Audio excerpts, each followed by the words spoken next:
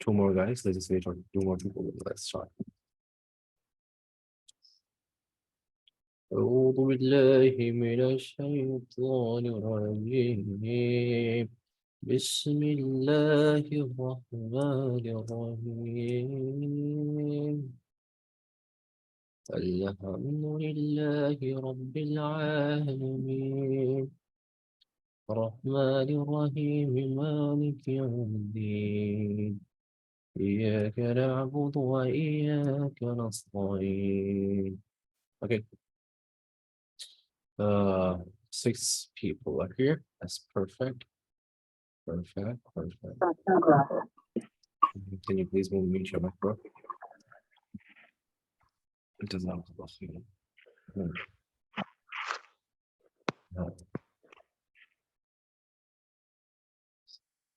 Let's try this.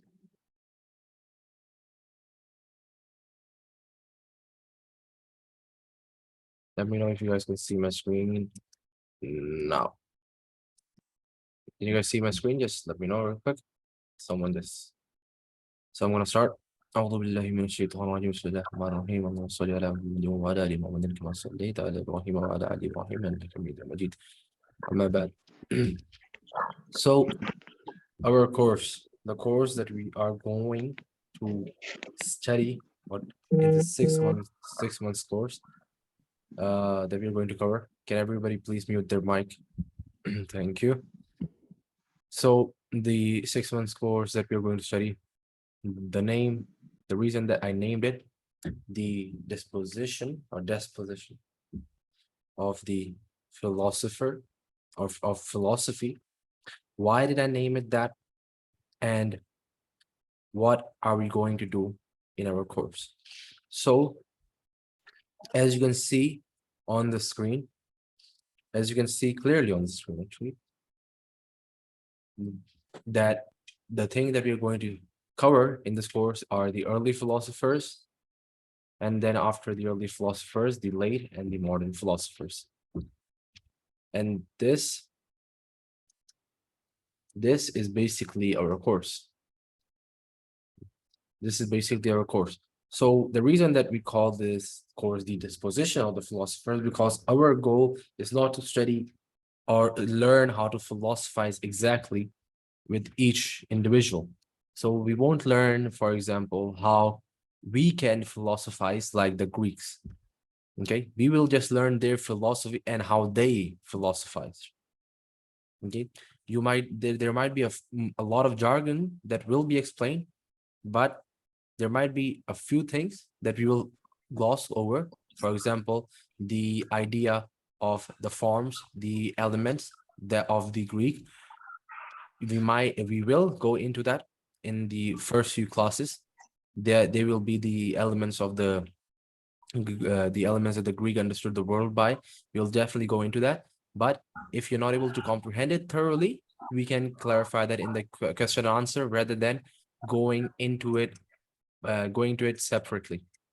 Okay. Okay.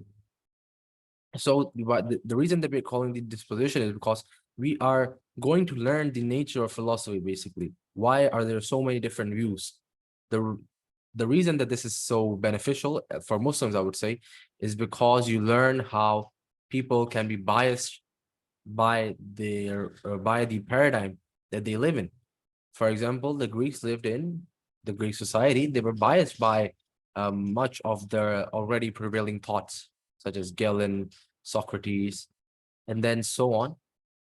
In the time of the Muslims, the Mu'tazila, they were also influenced by much of the already prevailing philosophies, which caused them to change their views and sometimes even contradict the established scriptures. And this is why we call this the disposition. What is the nature of philosophy? It changes, it varies, and it evolves. And this evolution, we need to learn that. And to learn that, we need to learn the philosophies and the arguments that these philosophers used. So because of that, we will be doing this course. But before we get into that, I'm using the term philosophy. What do I mean by philosophy when I use it? Because I even remember, just as I posted a story about me launching this course, I got a lot of backlash by our Muslim brethren. They're saying you're a heretic and you're teaching something that is not from Islam. So let me clarify what I mean by philosophy when we are studying this course. So I'm not using the term philosophy in the meaning of the falasifa. Rather, philosophy is equal to rationalizing and using rationality in general. This is what we mean by philosophy. And philosophers are anyone who use reason and rationalize to a high extent. They will be called philosophers in this course. And each philosopher, so this term of philosophy, which is the modern, by the way, term of using philosophy, this is the normal term that the academia of the modern world uses, the word philosophy, which is a part of the English language. When I mention or when I use the word falsafa, I will be referring to whatever scholars refer to as, rather than anything else. So here we also have the thing that we are going to cover is the early philosophers, the late, and the modern. What do I mean by that? Basically, to make it brief, we will be studying from the start and pre-Socratic period. Then we will be going towards the modern philosophy, such as we'll try to touch at least in some way, shape, or form the modern philosophies of liberalism, Marxism, humanitarianism, and Kantism, the idea of Hume, the Hume fork, the modern philosophy, post-Enlightenment, and we will be studying Descartes and his philosophy, such as Descartes' I think, therefore I am. We will actually be going much in depth in that, because we will be covering each philosopher of the later days in depth, one at a time. Okay. And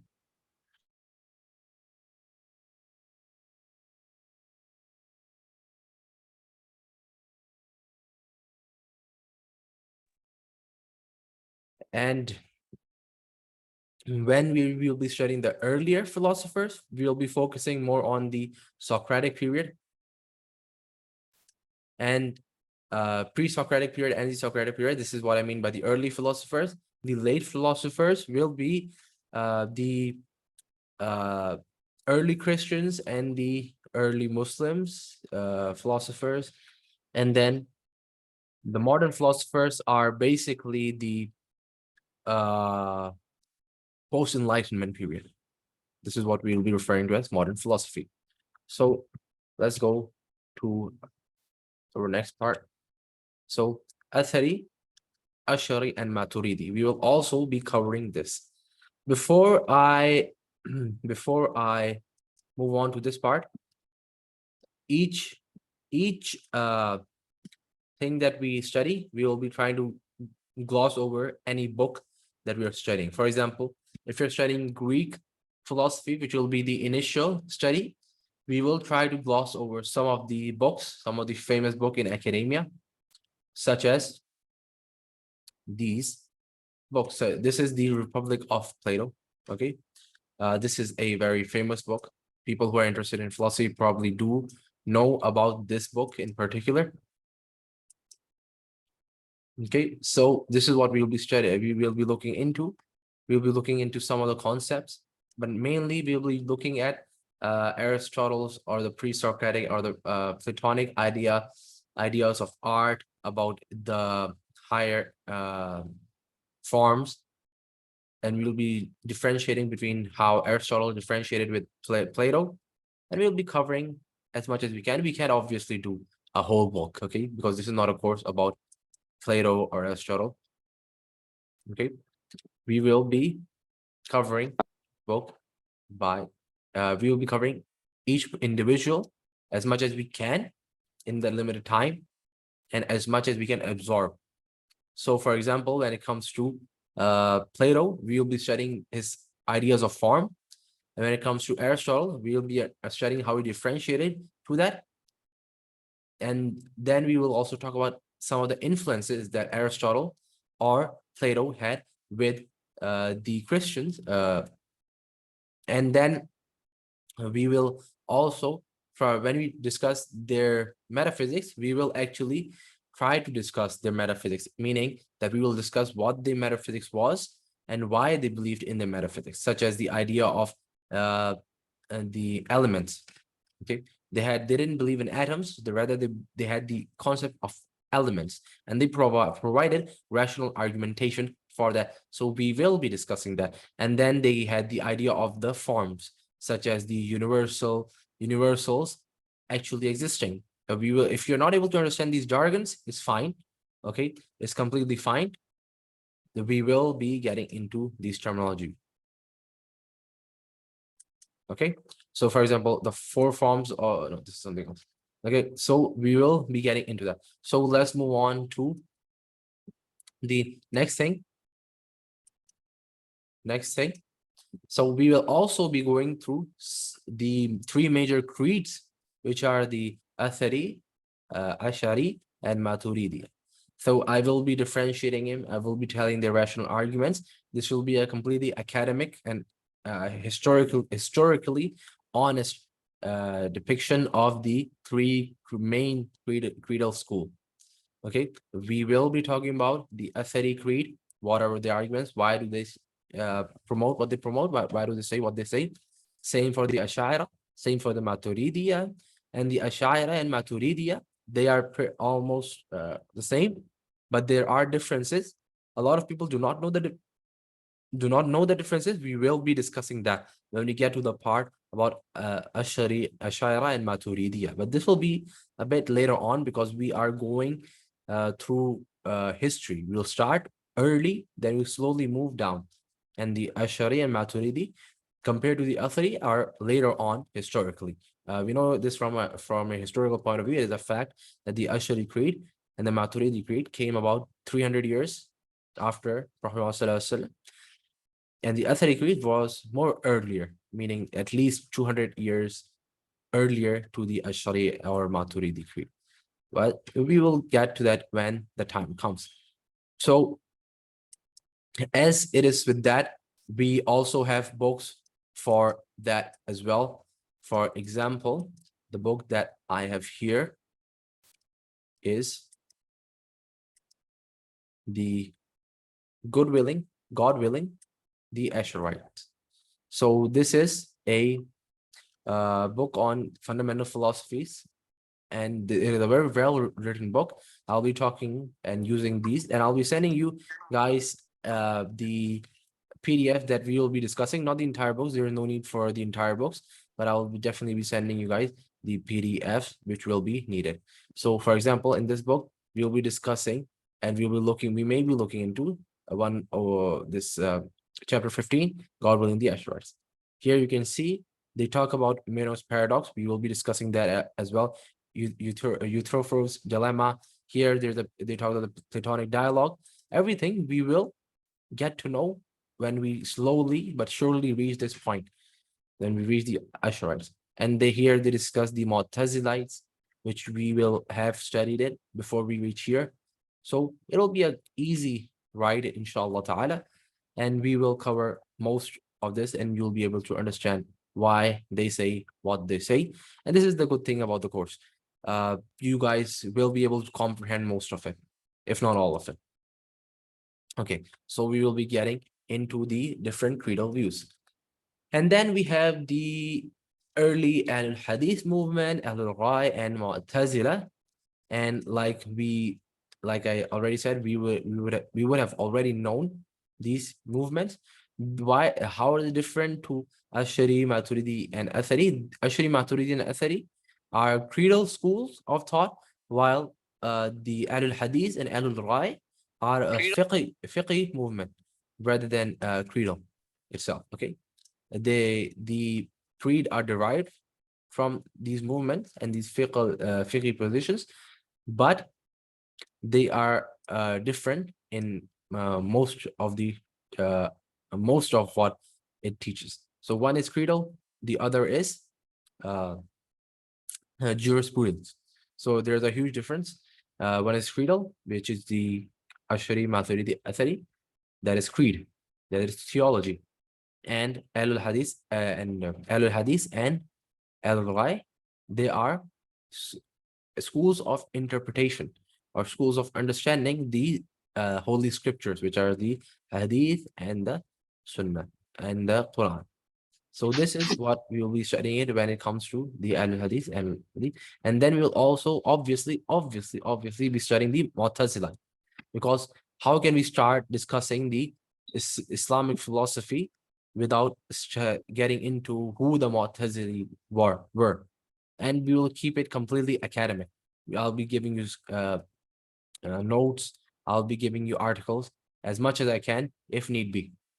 And I'll giving you the books. I'll give you the page number, everything required, so you guys can thoroughly read. And if you guys want to do your own research, you will be able to do so. There's a lot of work out there. You guys just need someone to explain it. And then once your mind opens up to their ideologies, you're able to understand such things, then we can move along to their understandings more in depth. So like for example here, we may be going through this book. Then it is the same book, but for All for One, the Mu'tazilite. Here they talk about the history of the Mu'tazili, their influences and what they were influenced by. What did the early Al-Hadith movement have the issue with the Mu'tazili? What did the Mu'tazili do have the issue with the Al-Sunnah wal Jama'ah? Now, who are the Mu'tazili now? Surprise, surprise, the Mu'tazili school of thought or the creedal school is absorbed into the Shia school of thought, or the Shia religion, let's say rather. So yes, here we have that, and then let's move on to what we'll be going through next. Then we have philosophy of the Greeks. I already explained that. We will also we will be going through the philosophy of the Greeks. Already explained that. Then we have the metaphysics of Ibn Sina. We'll discuss Incoherence of the Philosopher by Imam al-Ghazali. Definitely, that's one of my favorite books out there. And also the Incoherence of the Incoherent by Ibn Rushd. Okay, so I already have these books opened with me. So some of the things that we'll be studying is basically here we go. This is Mullah Sadra, one of the classical philosophers. I have written about this in the people that we're going to study. Mullah Sadra has been mentioned in one of them. Then we'll also be studying Spinoza. Okay, Spinoza. If you guys search up, did Einstein believe in God? He mentions Spinoza. He mentions that he believes in a God. He believes in the God of Spinoza. Why and who was Spinoza? He was a philosopher and intellectual. And what did he believe? And why did he believe? Some say that he was actually influenced by the Muslim falasifa, which is a very high possibility. He may have been influenced by the Muslim falasifa. And then we have Bidayat al-Hikmah, which is a Shia philosophy book. The Element of Islamic Metaphysics, which is Allama Muhammad Hussain Tabatabai. Tabatabai. He is a Shia philosopher. He's a very recent and a modern type Shia philosopher. We will definitely be going through this as well. This is one of the best books if you want to understand modern falsafa in modern falsafa. If you want to understand modern falsafa, what are the views? This book is it. It is an English translation of Bidayatul Hikmah. Hikmah meaning not hikmah in the linguistic sense. Hikmah means philosophical theology, or theology meshed with philosophy, meshed with tasawwuf, or meshed with spirituality or Sufism. This is hikmah. And the hukama, like they would count Ibn Arabi as a hukama. The Shiites do count Ibn Arabi as a hukama, as one of their leading hukama. So all these terminologies, all these jargons that I'm saying, you guys will be able to understand by eventually in the course.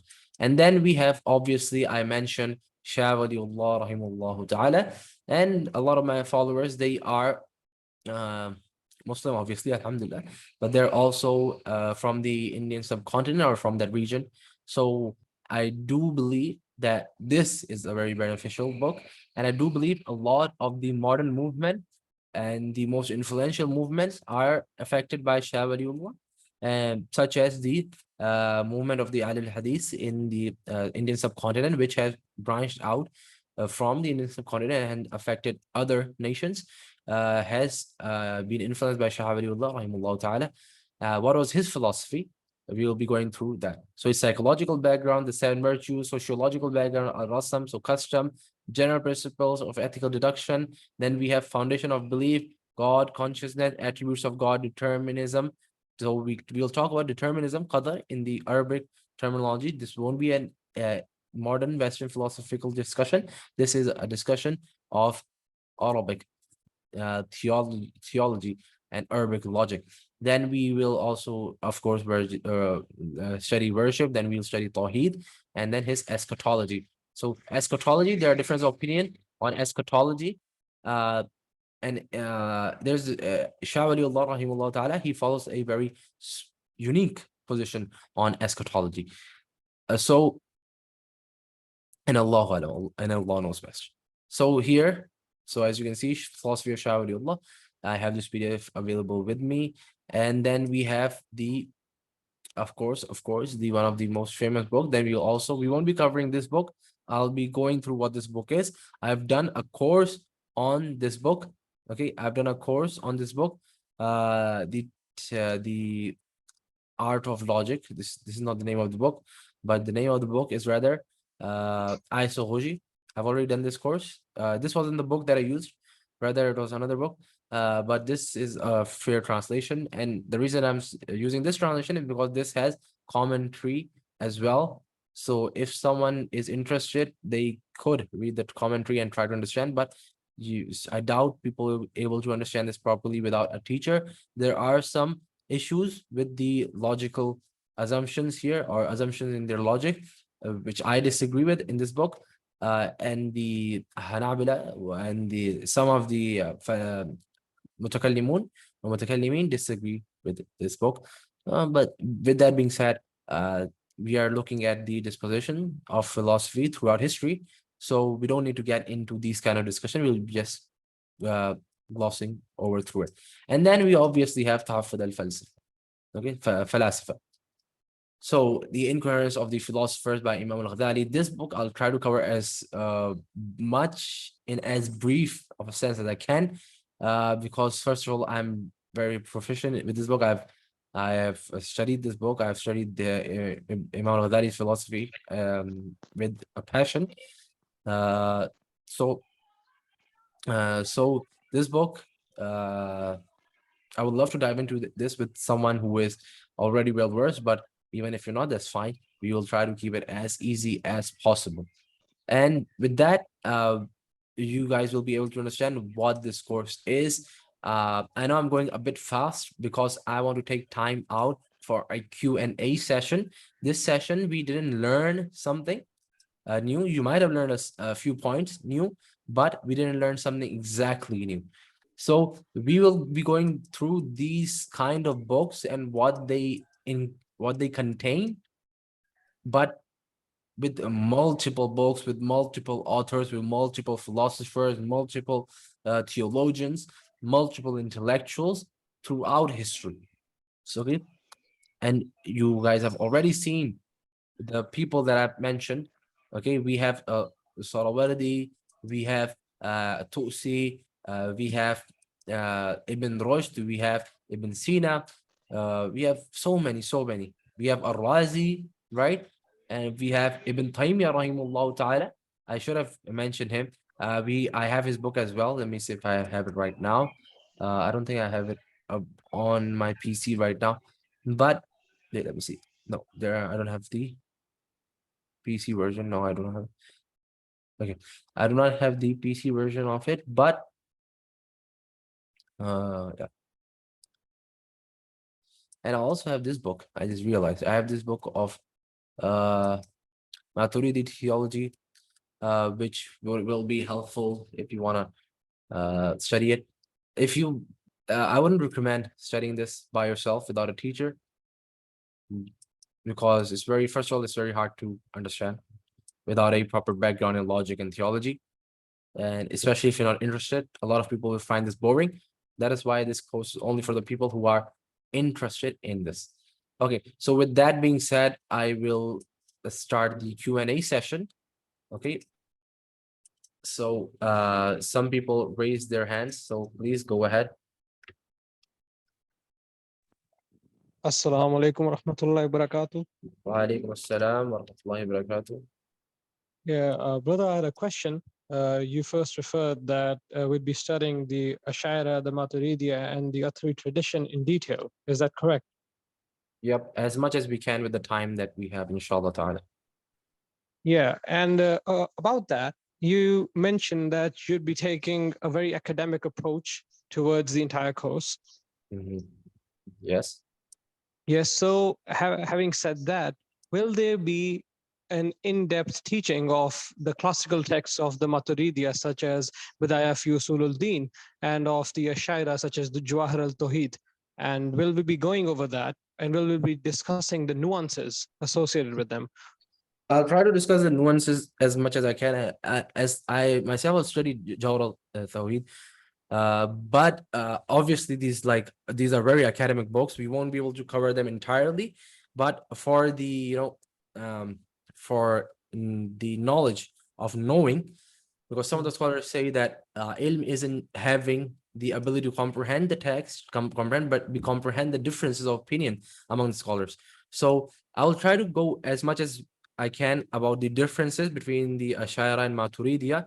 So, for example, I'll talk about the issues of how the Maturidi position of Musa alayhi salam here heard the speech of Allah subhanahu wa ta'ala. The Ash'ari differentiate with the Maturidiyya. Then we also have the Sifat al-Taqween, and then we have also how the Maturidiyya write their books. The Maturidi have a very philosophical approach rather than the Ash'ari have like the Maturidi, they start with talking about existence and essence, and they go on about that. It's very much similar to something like the Bidayat al-Hikmah that we will be going through, such as Kitab al-Tawhid of Imam Maturidi himself, and compared to the Ash'ari text. And then we can this is like a huge like there are some basic things, nuances that I'll talk about. Then I'll go a little bit in depth, but we cannot go completely in depth, such as going full on and studying the complete text of such as any like Imam Sanusi, Imam Tafsirani. We try as much as we can, inshallah ta'ala. And also by the time I'll understand how much people are able to grasp, so we can go about that as well, inshallah. And same with the Athari creed. I'll be going through some of the main books of the Athari creed, inshallah. Jazakallah. The second part of my question is that since we'll be talking about creed and the philosophical thought behind the certain groups, will we be attributing scholarly validity to the other groups, such as the Ash'ari or the Maturidi in the course? And knowing that you are a humbly Athari, will you be recognizing the fact that most of the scholars of our tradition have been classically Ash'ari and Maturidi, like the Shafi and the Malikis being Ash'ari and the Hanafis being Maturidi? Or will we be putting them in the bracket as Ahlul Bidah? No, I won't. That is a basic concern. No, I don't believe that كل أشاعرة وماتريدية من أهل البدع. So I hold the position that Ahlul Bid'ah are people who diverge from the Sunnah and then form a sect and call everyone else beside them wrong, and they are staunch about that. And this forms a cult. So basically, a cultish thing is a firqa, and that is that is Ahlul Bidah for me. This is how I understand Ahlul Bidah. Some of the scholars do understand Ahlul Bidah as such, but I won't say that kullu Ash'ari. I have a tweet about this as well. I don't consider all Ash'ari Maturidi Ahlul Bidah. Many of them are from Ahlul Haq. Oh, okay. So we will be attributing authenticity and validity to the scholars Mm. that do belong to these groups, but have refused to, take a sectarian approach towards religion. Am I understanding that correctly? Yeah, something like that. Yes. Yeah, Jazakallah khairan. Yeah. Any other questions?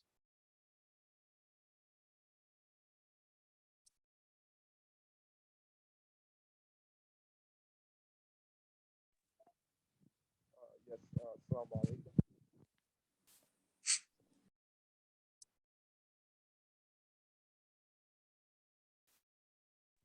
They would like to know how to dismantle. And inshallah, we will discuss on how to dismantle Spinoza's argument and Mullah Sadra's philosophy as well. Inshallah. Yes. Hello. Yeah, Assalamu hello. alaikum. Wa alaikum assalam. Yeah. Yeah. Welcome. Some. I just joined. I joined a little late. I joined like at 12:25. It's here in Canada. I'm here in Canada, right? So I joined a little late in the class. But this is my first time here in this class, and I've always wanted to join it. But like, I was gonna ask like, cause like I can only join on the Saturdays and Sundays. I can't join on Fridays because I'm my time difference is here is I'm working in the day. That's why. So I can come on Saturdays and Sundays. But would I be able to like get access to the Fridays recording? Yeah, okay. So about that, with the recordings, okay, first of all, I'll try to get everyone who has joined the course. So who has Cause made the yeah, cause like, I haven't like joined the course either. Like I have to like go through that. Like I have to make like payments and stuff It's like fine, it's fine. So I'll be discussing with the people who have joined the course, and I'll try to make the best time possible for them. So I was thinking that if possible, I can do as well Sunday, Monday, Tuesday, if that is better for some of the people, which some of the people do prefer that. And I'm fine with that as well. Inshallah, we'll try to figure something out. And the recordings, regarding the recordings, yes, like I'm recording this right now. I will Yeah. be posting this on YouTube, but it will be unlisted. So anyone who has the link will be able to watch these videos. So the people who will be in the group of the registered group, I will be sending them the links to each of the recordings, and they can watch it whenever they like. Okay, and another question is I'm fine with like I can like manage to come on the weekends like classes, but I just can't come on the weekdays because like I have a time difference. That's why like, I don't live in like uh I don't live in Pakistan. I live in Canada right now, so our time difference is it's very big. It's like 12 hours, and so like I can't come on like the weekdays. That's why I'm just saying like I can definitely come on Saturdays and Sundays, and that's why it's like, really easy for me. It's 12 p.m. right? 12 p.m. is a really good time for me, Okay. and Inshallah, we'll try to figure something out. yeah, And if you yeah, miss a 'cause, class like and you're not able to understand something, I'll try to like take some time out my schedule, yeah, and and we can do a one-on-one session. It's fine. okay, and did I miss anything like a lot today or no? Like in the We studies didn't class? we didn't study. We went through what we will be doing in this course. Okay, so it's just okay. We go It was through just an and introduction. yeah, and so like how do I register? Where would I do that? Just message me. I'll send you the details on Okay, yeah, how to go about it. and on Instagram, I'll message you on Instagram. Okay. Yeah, okay. Sure. Okay. Yeah. Jazakallah khair. Okay, any other questions? Let me see. Please, this room in for the And I also like to say one more thing. I don't hold to any like I don't like I'm still kind of like a beginner, right? So like I don't like hold to it. What how do I say this? I don't have a position on like any. I didn't choose like a key that if you know what I'm trying to say.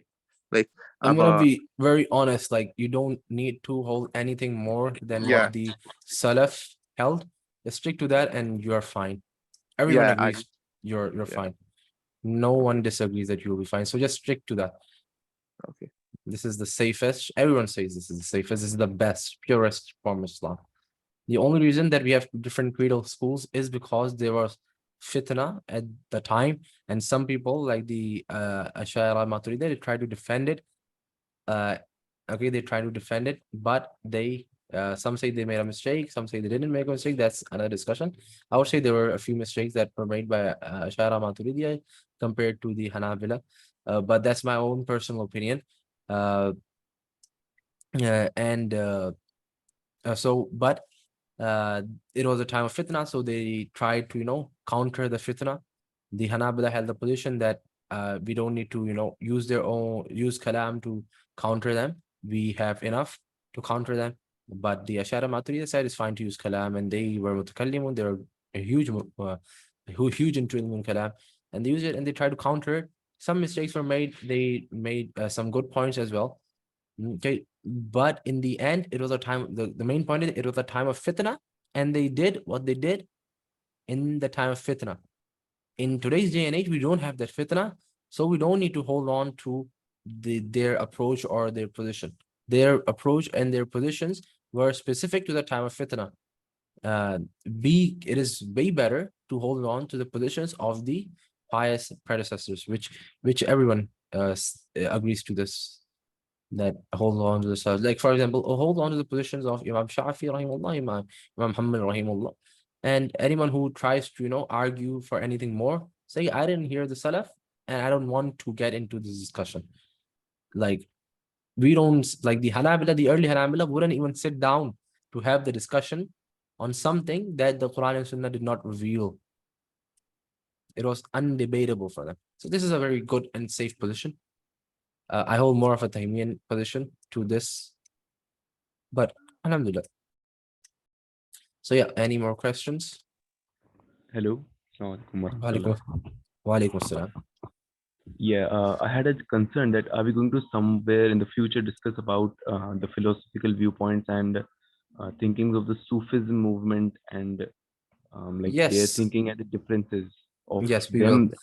that time and now. Okay, yes, we will be studying Ibn Arabi. Okay, we will be studying Alright. Ibn Arabi. So that is a position, and when we are studying Ibn Arabi, we will inshallah try to study how he was different. But as a Sufi, like Sufi tradition, ask me in that class or around that class what is going on. But in the early, when Ahlul Rai and Ahlul Hadith, we will be studying that. We will also be talking about Ibn Kullab and Muhasibi rahimahullah ta'ala. So they were the early, they're referred to as early Sufiya. They're referred to as the earliest of Sufis, right? So we will be discussing that, and that you could say that is like the correct kind of Sufi. Okay, and the later on it messed up, and then we'll also be discussing Shah Waliullah and how he was a Sufi. So inshallah we will be discussing that. Sufi as a term, yeah, just side point. Sufi as a term is like very like broad term. It can mean the right thing, it can mean a bad thing, and inshallah there's a problem here. Brother, will we be talking about the tasawwuf of Imam al-Junayd? Because I think it's very relevant to metaphysics, don't you think? Imam al-Junayd, Allah, I don't think we will have time.